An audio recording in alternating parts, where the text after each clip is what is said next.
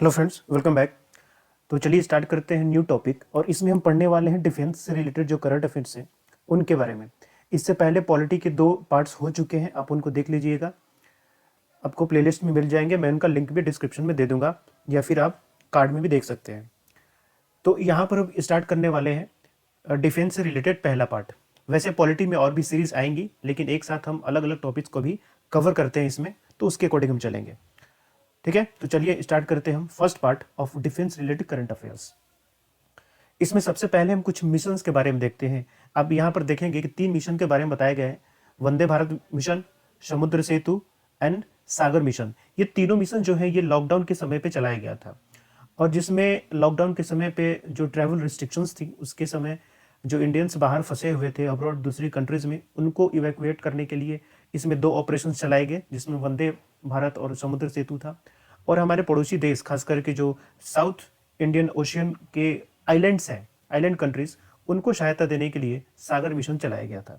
ठीक है, तो इनके बारे में थोड़ी थोड़ी जानकारी ले लेते हैं हम। तो पहला मिशन वंदे भारत मिशन। तो evacuate Indians from abroad during lockdown. Lockdown के समय पर आपको पता है कि ट्रैवल रिस्ट्रिक्शंस थे, तो जो बाहर फंसे हुए इंडियंस थे वो वापस नहीं आ पा रहे थे, तो इसके लिए ये मिशन चलाया गया वंदे भारत। इसको चलाने वाली जो कंपनी है वो है एयर इंडिया, जो एयरलाइंस चलाती है एयर इंडिया। और एयर इंडिया की एक सब्सिडरी है जिसको हम एयर इंडिया एक्सप्रेस कहते हैं। ठीक है, इन दोनों ने मिलकर ये इस मिशन को चलाया था, जिसके अंदर 64 फ्लाइट्स की व्यवस्था की गई थी ताकि 12 कंट्री से लोगों को इवैक्यूएट किया जा सके। इसमें एक चीज़ ध्यान देने वाली बात यह है कि ये जो इवैक्यूएशन होगा, इसमें जो ट्रैवल कॉस्ट लगेगा ये पैसेंजर को ही वहन करना होगा। ठीक है, यानी कि जो पैसेंजर्स बाहर से लाए जाएंगे उनको अपना किराया देना पड़ेगा। यहाँ पर गवर्नमेंट ऑफ इंडिया उनका किराया वहन नहीं करने वाली है। ठीक है, तो ये काफ़ी इंपॉर्टेंट स्टेटमेंट है, इस चीज़ को याद रखिएगा। नेक्स्ट देखते हैं समुद्र सेतु। समुद्र सेतु, तो ये क्या था कि जो मालदीव और यूएई, ठीक है, मालदीव और यूनाइटेड अरब इमिरेट्स में जो फंसे हुए इंडियंस थे उनको लाने के लिए समुद्र सेतु ऑपरेशन किया गया था। तो समुद्र सेतु ऑपरेशन के अंदर देखेंगे कि 2 आईएनएस को डिप्लॉय किया गया। आईएनएस का मतलब होता है इंडियन नेवी शिप। ठीक है, इंडियन नेवी शिप आईएनएस। तो इसके तहत जो 2 शिप डिप्लॉय किए गए उसका नाम था आईएनएस जलस्व और आईएनएस मगर। ठीक है, तो 2 इंपॉर्टेंट चीजें होंगी, एक तो आपको शिप का नाम याद रखना है कि आईएनएस जलस्व और आईएनएस मगर, और कहाँ से इंडियंस को इवैक्यूएट करना था यहाँ पर, तो मालदीव से और यूनाइटेड अरब इमिरेट से इवैक्यूएट करने के लिए समुद्र सेतु ऑपरेशन चलाया गया। नेक्स्ट देखते हैं थर्ड, सागर मिशन। सागर मिशन जो था एक्चुअली ये एक कोई इवैक्यूएशन ऑपरेशन नहीं था, यहाँ पर असिस्टेंट प्रोवाइड करने के लिए ये मिशन चलाया गया था। तो जो south Indian ocean island countries हैं, यानी कि जो हमारे हिंद महासागर है उसके साउथ पार्ट में पड़ने वाले जो आइलैंड कंट्रीज हैं, जैसे कि Maldives, Madagascar, Mauritius, Comoros and Seychelles, इन 5 कंट्रीज को मेडिकल असिस्टेंस प्रोवाइड करने के लिए ये मिशन चलाया गया, सागर मिशन। इस सागर मिशन के तहत जो इंडियन नेवी की शिप को डिप्लॉय किया गया था उसका नाम था आईएनएस केसरी। तो आईएनएस केसरी के द्वारा जो मेडिकल असिस्टेंट टीम थी वो इन आइलैंड्स कंट्रीज को भेजी गई ताकि कोविड के समय पे उनको मेडिकल असिस्टेंस प्रोवाइड किया जा सके। ठीक है, तो ये आपको याद रखना है 3 मिशन, वंदे भारत, समुद्र सेतु एंड सागर मिशन। चलिए नेक्स्ट देखते हैं। यहाँ पर एक मिसाइल की बात की गई है, पैट्रियट मिसाइल। तो ध्यान रखिएगा, पैट्रियट मिसाइल जो है ये यूएसए से संबंधित है। यूएसए की एक मिसाइल या डिफेंस सिस्टम है वहाँ की, जो मेनली बैलिस्टिक मिसाइल्स होती हैं या क्रूज मिसाइल्स होती हैं या किसी भी तरीके के एडवांस एयरक्राफ्ट ही क्यों ना हो, उनको काउंटर करने के लिए इस डिफेंस मिसाइल सिस्टम को बनाया गया है। ठीक है, जिसका नाम है पैट्रियोट। ये एक लॉन्ग रेंज डिफेंस सिस्टम है, all altitude and all weather में काम करने वाला ये मिसाइल सिस्टम है। ठीक है, तो पैट्रियोट मिसाइल जो है ये एक डिफेंस सिस्टम है। ठीक है, और ये यूएसए से संबंधित है, ये इंपॉर्टेंट याद रखिएगा। नेक्स्ट देखते हैं आकाशीय मिसाइल। ये काफी चर्चा में रहता है, हमेशा न्यूज में रहता है ये। तो इसके बारे में कुछ इंपॉर्टेंट पॉइंट्स, जैसे जो आकाश मिसाइल है ये एक इंडिजिनस मिसाइल है, यानी कि इसकी जो टेक्नोलॉजी बनाई गई है या पूरा का पूरा जो डेवलपमेंट किया गया है वो हमारे इंडिया के अंडर में ही किया गया है, तो इसलिए इसको हम इंडिजिनस मिसाइल कहते हैं। ये एक शॉर्ट रेंज मिसाइल है। शॉर्ट रेंज इसलिए क्योंकि इसकी जो मारक क्षमता है या फिर कैपेबिलिटी है वो मात्र 25 किलोमीटर ही इसका रेंज है, इस वजह से ये शॉर्ट रेंज मिसाइल है। और ये सरफेस टू एयर वार करती है, यानी कि इसका डिप्लॉय जो होगा वो सरफेस पर होगा और सरफेस से ही एयर में ये मार करेगी। डिजाइन किया गया डीआरडीओ द्वारा, लेकिन बनाने का काम किया गया है बीडीएल द्वारा, यानी कि भारत डायनामिक्स लिमिटेड के द्वारा। तो ध्यान रखिएगा, made by BDL, not bye DRDO DRDO के द्वारा इसको डिजाइन किया गया है। साथ ही ये एक ऑल वेदर मिसाइल सिस्टम है और ये मल्टीपल टारगेट्स को एट अ सेम टाइम, एक ही समय पर कई सारे टारगेट्स को ये डिप्लॉय किया जा सकता है। ठीक है, तो आकाश मिसाइल के लिए ये कुछ इंपॉर्टेंट स्पेस आपको याद रखने हैं। नेक्स्ट देखते हैं, नेक्स्ट में आएगा नाग, ये भी न्यूज में रहते हैं। तो नाग मिसाइल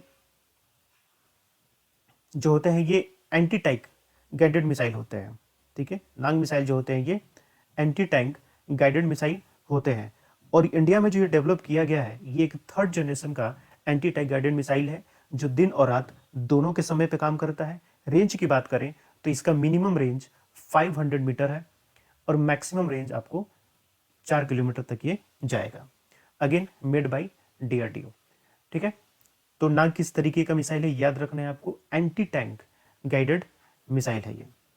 ठीक है, नेक्स्ट तेजस। तेजस को लाइट कॉम्बैट एयरक्राफ्ट भी कहते हैं। लाइट कॉम्बैट मतलब काफी कम वेट का मार करने वाला ये एक एयरक्राफ्ट है, ऐसा माना जाता है। ठीक है, कि वर्ल्ड का सबसे स्मॉल और सबसे लाइटेस्ट सुपरसोनिक फाइटर जेट है ये तेजस। और आप देखेंगे कि रिसेंटली न्यूज में रहा था कि तेजस को सेल करने की भी बात की जा रही है। इंडियन गवर्नमेंट सोच रही है कि तेजस को हम यूएसए को भी सेल कर सकते हैं। तो फिलहाल ये अभी ऐसा नहीं है कि होगा ही, लेकिन ऐसा विचार किया जा रहा था, न्यूज में रहा था ये बात। ठीक है, डिजाइन करने की जहां तक बात है तो तेजस को डिजाइन किया है एरोनॉटिकल डेवलपमेंट एजेंसी ने और इसको बनाया गया है HAL के द्वारा, जिसको हम हिंदुस्तान एरोनॉटिक्स लिमिटेड कहते हैं। ठीक है, सिंगल सीट है, सिंगल इंजन है, मल्टी रोल है, यानी कि जो वार टाइप सिचुएशंस होते हैं उसके अलावे भी इवैक्यूएशन टाइप के, जो अगर डिजास्टर कोई टाइप का चीज़ है तो वहाँ पर इसको डिप्लॉय किया जा सकता है। मिड एयर रिफ्यूलिंग भी इसकी कैपेबिलिटी है, यानी कि हवा में उड़ान भरते समय इसमें रिफ्यूलिंग की जा सकती है। लेकिन ध्यान रखिएगा कि ये भारत का पहला इंडिजिनस एयरक्राफ्ट नहीं है। इससे पहले भारत का इंडिजिनस एयरक्राफ्ट बन चुका है जिसको हम मारुत के नाम से भी जानते हैं, जिसको हम मारुत के नाम से जानते हैं। ये 1960s में बना था। ये इंडिया का पहला इंडिजिनस फाइटर प्लेन या एयरक्राफ्ट था जिसको मारुत कहते हैं। तो तेजस, इस चीज से आपको कंफ्यूजन नहीं होना है, तेजस जो है भारत का पहला इंडिजिनस फाइटर एयरक्राफ्ट नहीं है। पहला कौन सा है? मारुत, जो 1960s में ये बना हुआ था। ठीक है, तो तेजस से रिलेटेड कुछ ये आपको इंपॉर्टेंट पॉइंट्स होंगे, खास करके याद रखिएगा। सिंगल सीटर है, सिंगल इंजन भी है और मिड एयर रिफ्यूलिंग इसमें हो सकती है। बनाए किसके द्वारा गया है और डिजाइन किसके द्वारा किया गया है। और इसके साथ ये भी काफी इंपॉर्टेंट स्टेटमेंट है कि भारत का पहला ये इंडिजिनस फाइटर प्लेन नहीं है। नेक्स्ट देखते हैं इंटीग्रेटेड बैटल ग्रुप। ठीक है, ये ग्रुप है आपको, तो यहां पर ये भी न्यूज में रहा। इसका मतलब ये है कि इसमें गवर्नमेंट ऑफ इंडिया या डिफेंस मिनिस्ट्री ये सोच रही है कि एक काफी कॉम्पैक्ट तरीके का एक हम ब्रिगेड बनाए, यानी कि काफी स्मॉल साइज में, जिसमें बहुत ज्यादा ट्रूप्स ना हो, बहुत ज्यादा लोग ना हो। इससे क्या होगा कि अगर इसकी साइज कम होती है तो साइज कम होने की वजह से इसको जल्दी कहीं पर भी डिप्लॉय किया जा सकता है। और ऐसे जो ब्रिगेड साइज के ग्रुप होंगे इनको रिसोर्सेस भी काफी कम दिया जाएगा। ठीक है, तो इनके पास रिसोर्स भी काफी कम होंगे। इससे क्या होगा कि ये कम समय में बहुत तेजी से इनको डिप्लॉय किया जा सकता है। ठीक है, तो यहाँ पर इस टारगेट रखा गया है कि ऐसा कोई ग्रुप बनाया जाए जो 12 से 48 घंटे के बीच में, अगर कहीं कोई थ्रेट होता है तो 12 से 48 घंटे के बीच में इसको डिप्लॉय कर सकते हैं। और यहाँ पर जो रिसोर्स एलोकेशन किया जाएगा वो 3 T's के बेसिस पर किया जाएगा, ये आपको याद रखना है। कौन सा 3 T's है? Threat, terrain and task. कैसा थ्रेट है, किस तरीके का टेरेन है, यानी कि माउंटेन रीजन है, प्लेटो रीजन है, या वहाँ पर रिवर वाले रीजन हैं, डेजर्ट वाले रीजन हैं, तो किस तरीके का टेरेन है। टास्क कैसा है, यानी कि कॉम्प्लेक्सिटी कैसी है उस मिशन के लिए। इसके बेसिस पर उनको रिसोर्स एलोकेट किया जाएगा, यानी कि अगर काम आसान है तो कम रिसोर्स के साथ, अगर काफी डिफिकल्ट मिशन है तो रिसोर्सेस बढ़ाए जा सकते हैं। ठीक है, तो इन 3 T's को ध्यान में रख के रिसोर्स एलोकेशन किया जाएगा। ब्रिगेड साइज का होगा, ब्रिगेड यानी कि छोटा साइज में होगा ये ग्रुप, ताकि इनको जल्दी से जल्दी 12 से 48 घंटे के बीच में कहीं भी अगर कोई थ्रेट होता है तो डिप्लॉय किया जा सके। खैर ये अभी बना नहीं है, ये बातें अभी प्रोसेस में चल रही हैं, लेकिन न्यूज़ में है तो आपको जाननी है। Next is border area development programme. तो बॉर्डर एरिया डेवलपमेंट प्रोग्राम, जैसा कि नाम ही है इसका, बॉर्डर एरिया डेवलपमेंट, यानी कि जो बॉर्डर के आसपास के एरिया है उनके डेवलपमेंट की बात। तो इसको स्टार्ट किया गया था 1986-87 में। इनिशियली आप देखेंगे कि जो एरिया ये आपको पाकिस्तान से लगने वाले एरिया थे, उनके लिए ये स्टार्ट किया गया था। तो पाकिस्तान से लगने वाले एरिया जैसे कि जम्मू कश्मीर हो गया, आपको पंजाब हो गया, राजस्थान हो गया, गुजरात हो गया, तो ये जो जम्मू कश्मीर से लगने वाले स्टेट्स थे, इनके डेवलपमेंट के लिए प्रोग्राम को लॉन्च किया गया था। लेकिन बाद में क्या किया गया कि इनको ऑल बॉर्डर स्टेट्स के लिए एक्सटेंड कर दिया गया। तो इसलिए आज के समय में ये जो प्रोग्राम है वो सारे के सारे बॉर्डर स्टेट्स में, चाहे वो नॉर्थ ईस्ट के बॉर्डर से क्यों ना हो, उनके स्टेट्स के लिए भी ये अप्लाई होता है। बट इनिशियली में ये केवल पाकिस्तान से लगने वाले एरिया के लिए बनाया गया था। तो बट उनकी एरिया के डेवलपमेंट के लिए यहाँ पर सेंट्रल गवर्नमेंट और खास करके होम मिनिस्ट्री, जिसके अंडर में ये प्रोग्राम आता है, ये होम मिनिस्ट्री क्या करती है, रिसोर्स एलोकेशन करती है, यानी कि बजट देती है। ठीक है, इसलिए ये सेंट्रली स्पॉन्सर्ड स्कीम होता है और इसके अंदर जो फंड दिए जाते हैं वो फंड जो होते हैं वो नॉन लैप्सेबल होते हैं।